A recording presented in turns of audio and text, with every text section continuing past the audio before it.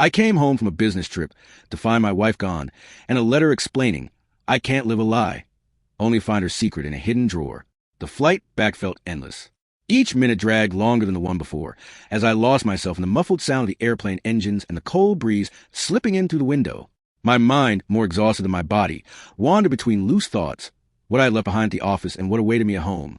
As always, I hoped to find peace within the walls of my house, but at the same time, something indescribable was bothering me, a feeling that something was about to change or had already changed without me noticing. When I finally got home, the first thing that hit me was the silence. Not the comforting kind of silence in a peaceful home, but a heavy silence, as if everything were suspended, waiting for something or someone. The keys fell onto the entryway counter with a metallic clink, and I took off my coat in an automatic gesture, still trying to process the absence of familiar sounds. The house felt colder than usual. I walked through the living room, the kitchen, and the hallway, vaguely looking at the furniture and objects that once brought me comfort but now seemed unfamiliar, as if they belonged somewhere else in another life. And yet, nothing appeared to be out of place until I reached the hallway table, where a letter rested alone, carefully folded, sealed with something I recognized instantly. It was from her, and in that moment, my heart stopped for a second. I knew something was wrong. The doubt crept in coldly, even before I picked up the letter. The handwriting on the outside felt distant, yet somehow familiar. There was no reason for her to leave a letter. She had never been the type. My thoughts scrambled. Maybe she had gone to a friend's house? Was she somewhere waiting to surprise me?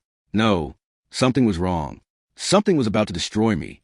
I opened the letter with trembling hands. With each movement, I could feel the weight of the decision she was about to share. The simple, direct, and devastating content of the letter was enough to paralyze me completely. I can't live another lie. I love you, but I can't go on like this. We need space, maybe forever. I'm not the person you think I am. Forgive me, but I can't keep living this farce. The words leapt off the page like wounds, each one cutting deeper. I felt my body freeze, unable to breathe, unable to comprehend what I had just read. A lie? What did she mean by that? What had happened between us to make her feel this relationship was built on a lie? Each sentence ripped something out of me, and there was nothing around me solid enough to hold on to. I stood there for a few minutes, not knowing what to do, not knowing how to react. How could she have written something so simple and yet so destructive? What else didn't I know? What was happening? I needed to understand, but my mind was frozen, like a labyrinth of unanswered questions.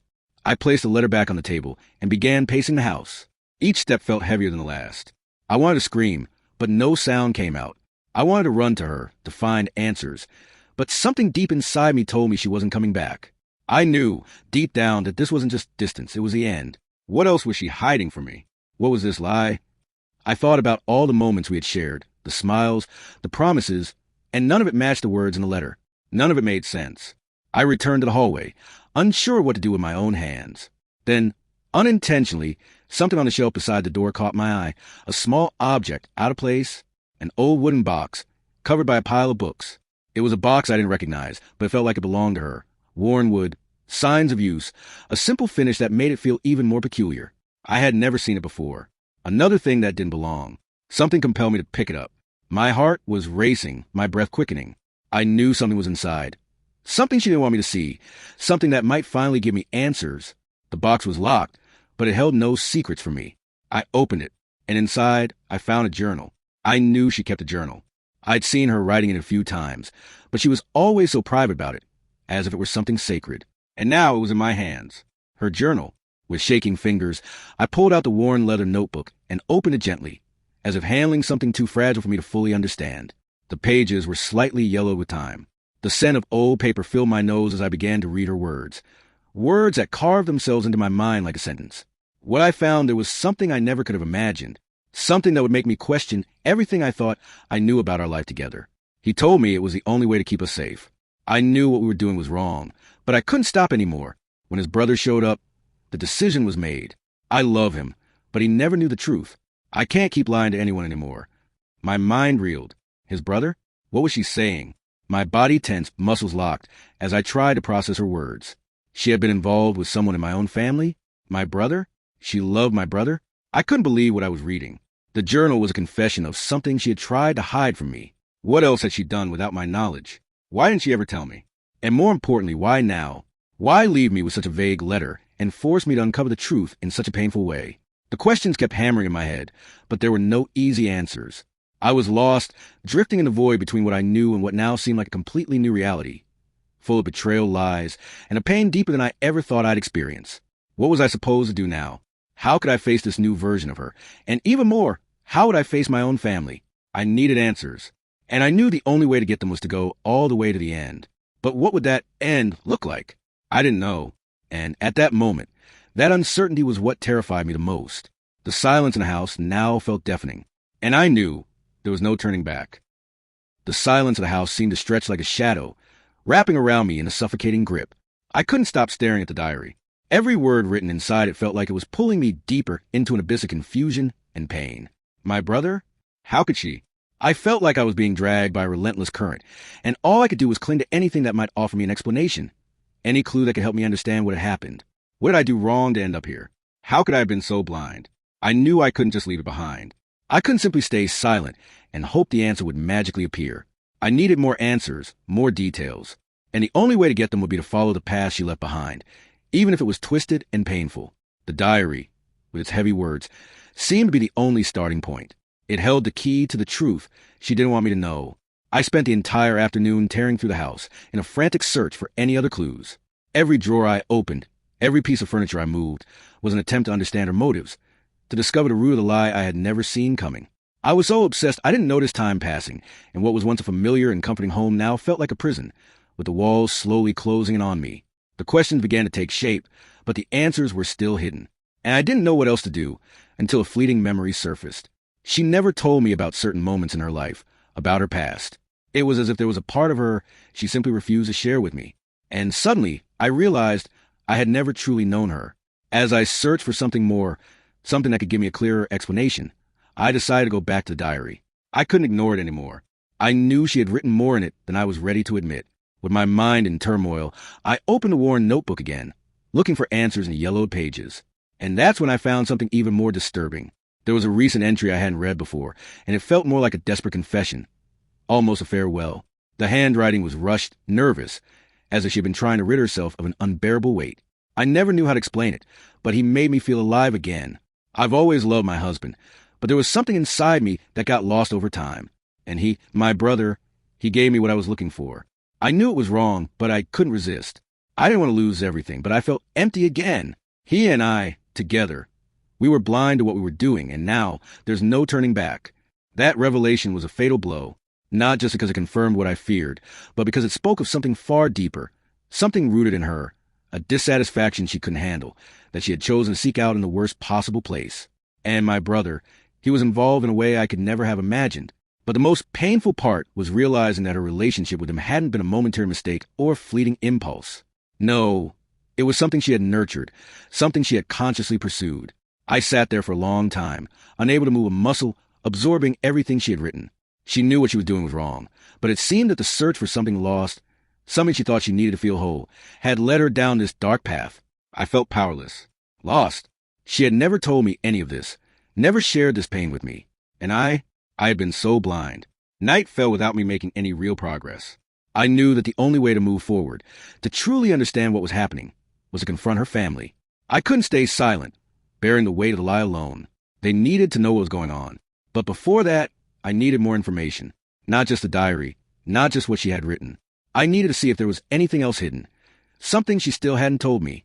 That's when I decided to investigate her room. Every part of the house now felt like ruins, and I couldn't leave any stone unturned.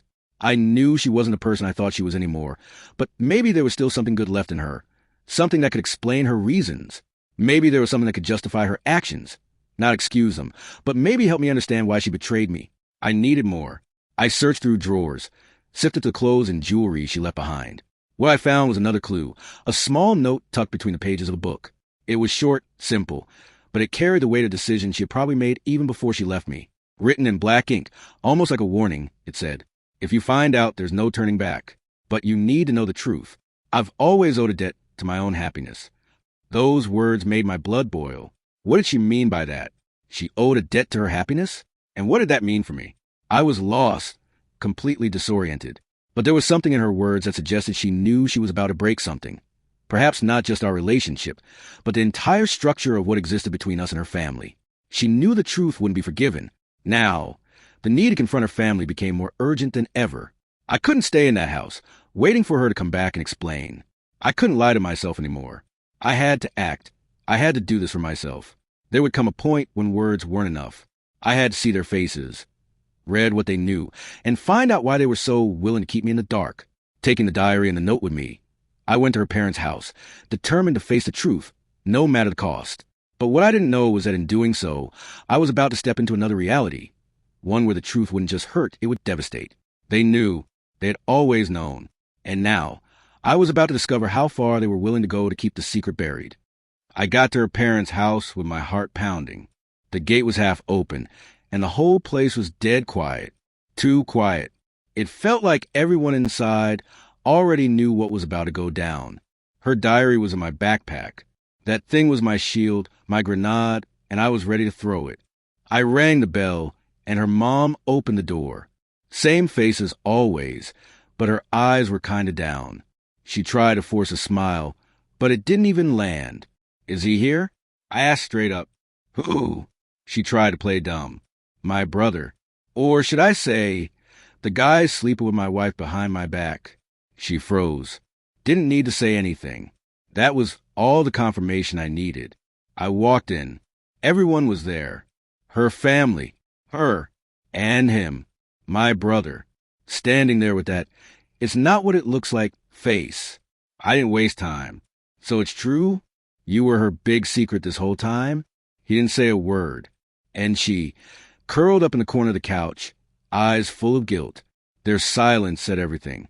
"How long has this been going on, huh? Since when?" She finally looked up, voice shaky. "Before we got married. I broke up with him and chose you. But I never got him out of my head." That hit me like a punch to the gut. So that was it. I was always the backup plan, the safe bet. I turned to my brother, disgusted. "And you? How could you do this to me? We grew up together. We were tight, and you stabbed me in the back like that?" He looked at the floor. Didn't even try to deny it. I tried, but she kept coming to me. And I never stopped loving her. Before I could explode, her dad stepped in. "That's enough. This didn't need to turn into drama. You could have all settled this quietly." I almost laughed. "Drama? You all knew. Every one of you, right?" Her mom walked toward me, trembling, trying to touch my hand. "When she showed up pregnant, before the wedding, we thought it was best if you stepped in. It felt like the right thing." I froze. "Wait, pregnant?" She nodded, almost whispering. "We were never sure who the father was, but we thought it was better to just move on."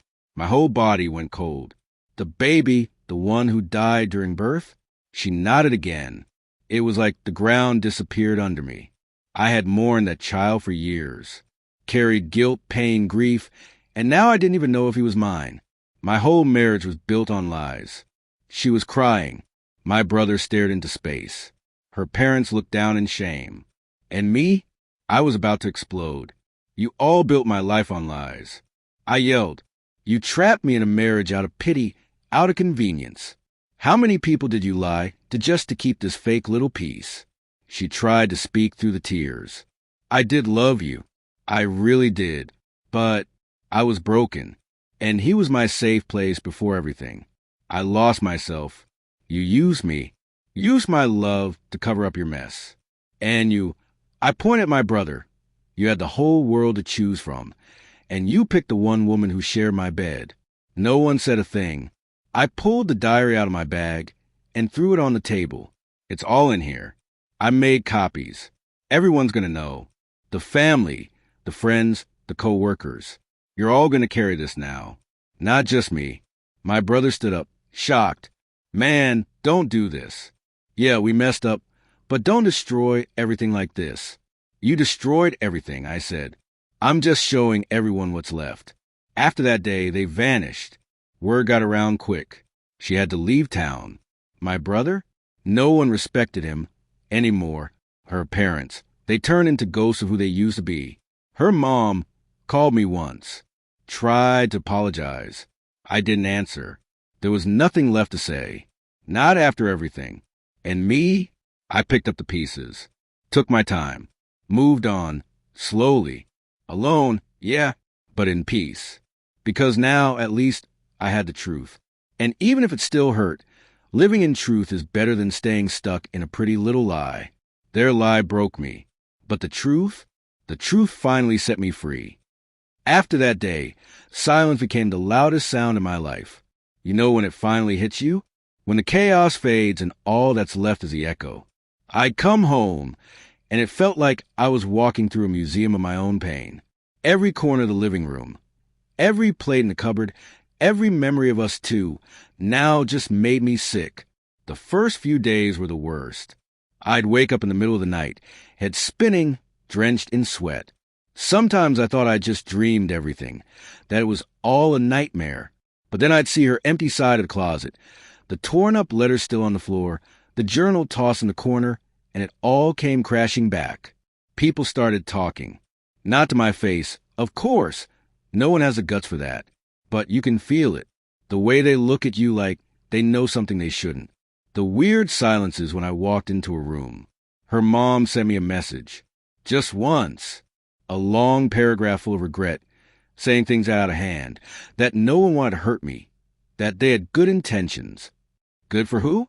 Because nobody thought about me. I deleted the message without replying. Not out of rage, just exhaustion. I didn't want to waste another ounce of energy trying to understand people who never tried to understand me. My brother disappeared. That, at least, brought me a weird sense of relief. Word is they're living together now, trying to start over. Start over on what? A pile of rubble? A graveyard of lies? I tried to start over too, but in my own way. I began throwing her stuff out, one thing at a time. First the obvious, clothes, shoes, makeup. Then the harder things, the small, emotional ones. Her mug with her name on it, her toothbrush still in the bathroom cup, the little note she once left in my coat pocket that said, "I'll love you forever." Forever. Huh? I gave things away, burned others, threw some in the trash. Every item was a battle, and I lost half of them, sitting on the floor, cry like a kid. But little by little, the house started feeling lighter. The air shifted. I moved the furniture around, changed the pictures on the wall, even the smell of the place. I wanted that gone. I started cooking more, opening the windows, blasting music just to fill the silence. I started therapy, reluctantly. At first, I told the therapist, "There's no fixing this. I'm just shattered now." She smiled gently and said, "It's okay to be shattered. Even broken pieces can become art if you glue them back with care." I went through phases. The rage phase, where I wanted to burn it all. Then the house, the memories. Then the quiet phase, where I just wanted to disappear. And then came the weirdest phase of all, relief. Yeah, relief. Because as brutal as it was, at least I was free. Free from the lie. Free from being the perfect husband in a play I didn't even know I was in. I was alone, but it was my loneliness. My house, my mess, my truth. I started remembering who I was before I became the guy living for the us. I picked up my guitar again. Started running in the mornings. Went out without telling anyone. I rediscovered what it meant to just be with myself. And slowly, I started to like my own company again. Some friends disappeared. Others, the ones I least expected, stepped up. One of them said something I'll never forget. "Sometimes life breaks you just so you can see who's really standing by your side." And that's real. Her betrayal hurt. My brother's betrayal wrecked me. But the silence from her family, that froze me inside. They all knew and no one said a thing. They let me love, build, dream, all on top of a rotten foundation. And still I didn't hate them. I just stopped expecting anything from them. When you stop expecting, the disappointment fades too. Today, when I look in the mirror, I see someone different. Not better, not worse. Just more real, more whole, even with all the cracks. The scars are still there. I don't pretend otherwise. But now they tell a story. And if someone ever asks why I move with caution, why I take time to trust, why I flinch at promises, I'll smile and say, because I once gave everything to someone and found out it was all a lie. But I'll also say that I survived, that I went all the way down and came back, and that now, even with fewer people around, I have peace. And peace? Peace is something no one can ever take from me again.